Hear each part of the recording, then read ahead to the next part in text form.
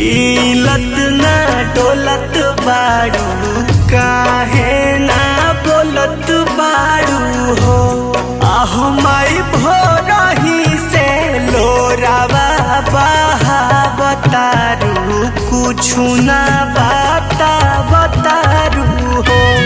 आहू माई अपन जैसन हमरो के रोबावतारू कुछु ना बाता बतारू हो।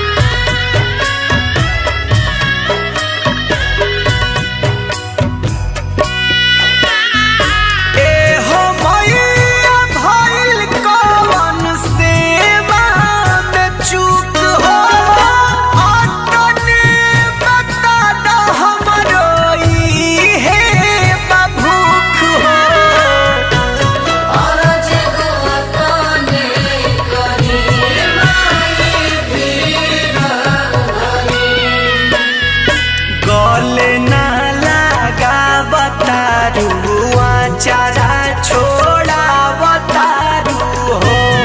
आहू माई भोरही से लोरावा बहावतारू कुछु ना बाता बतारू हो।